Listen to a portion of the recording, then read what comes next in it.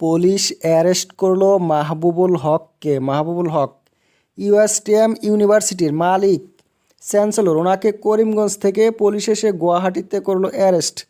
গুয়াহাটি থেকে করিমগঞ্জে নিয়ে যাওয়া হয়েছে। করিমগঞ্জের একটা সিবিএসই স্কুলে, মাহবুবুল হকের একটা স্কুল, সেখানে ছাত্রদেরকে পরীক্ষায় হেল্প করবে বলছিল, কিন্তু হেল্প করে নাই। তারপরে হাল্লা হয়, কেস একটা হয়েছে করিমগঞ্জ থেকে, পরে পুলিশ এসে অ্যারেস্ট করলো ওনাকে। বিশ্ববিদ্যালয়ের মালিকটার বিরুদ্ধে মুখ্যমন্ত্রী হিমন্ত বিশ্ব শর্মা অনেক দিন থেকে অনেক কথা বলেছে। মুখ্যমন্ত্রী এই মুসলিম মালিকটার বিরুদ্ধে যেগুলো কথা একদম খাটে না সেইগুলোও বলেছে। মুখ্যমন্ত্রী বলছিল এই মুসলিমটাকে উনি ছাড়বে না, কারণ মুসলিমটা চালিয়েছে ফ্ল্যাট জেহাদ, ওই যে মুসলমানদের জেহাদ, সেই জেহাদ বলে চালিয়েছে ফ্ল্যাট জেহাদ, আরও এক ধর্ম চালিয়েছে এই বিশ্ববিদ্যালয়ে। কাজেই এই মুসলিমটার বিরুদ্ধে যাবে আদালতে, গ্রিন ট্রাইব্যুনালে যাবে, সুপ্রিম কোর্টে যাবে, ওনার বিরুদ্ধে বিচার করবে। অবশেষে একটা কেসে অ্যারেস্ট করলো, খুব তাড়াতাড়ি করলো অ্যারেস্ট। বিজেপি নেতাদের বিরুদ্ধে অনেক গভীর মারাত্মক কেস রয়েছে, তারা কোনোদিন অ্যারেস্ট হয় না। আর একদম শীঘ্রে করিমগঞ্জ থেকে পুলিশ এসে গুয়াহাটিতে অ্যারেস্ট করে নিয়ে গেল ওনাকে করিমগঞ্জে।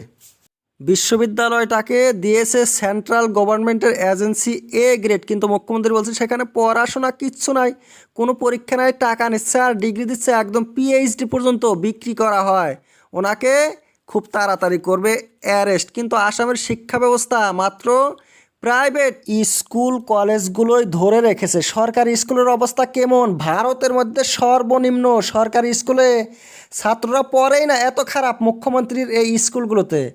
মুখ্যমন্ত্রী হিমন্ত বিশ্ব শর্মা বলছে মেঘালয় হয়েছে একটা খ্রিস্টান রাজ্য, সেই খ্রিস্টান রাজ্যতে কেন এই মুসলিম বিশ্ববিদ্যালয়? কিন্তু মেঘালয়ের সরকার, খ্রিস্টান সরকারও এই বিশ্ববিদ্যালয়কে পূর্ণ সমর্থন করেছে, পূর্ণ সমর্থন। আর মেঘালয়ের সরকার বলেছে মুখ্যমন্ত্রীর কথার কোনো যুক্তি নাই, কোনো প্রমাণ নাই, এই বিশ্ববিদ্যালয় যে দুর্নীতিগ্রস্ত, এখানে যে পড়াশোনা নাই, টাকা নিয়ে সার্টিফিকেট দেওয়া হয়, তার কোনো প্রমাণ নাই। কাজেই আমরা এর কোনো তদন্ত করতে পারি না। যদিও মেঘালয়ের বিজেপি হিমন্ত বিশ্ব শর্মার কথায় সাপোর্ট করে বলছিল যে এর বিরুদ্ধে তদন্ত হওয়া উচিত। আর যেখানে ধর্মর নাই কোনো কানেকশন, শেখানো হয় বিজ্ঞান প্রযুক্তি, সেখানে কিসের এক ধর্ম? এখানে বলে ইসলাম আর জেহাদ রয়েছে মাত্র, মুখ্যমন্ত্রী বলে।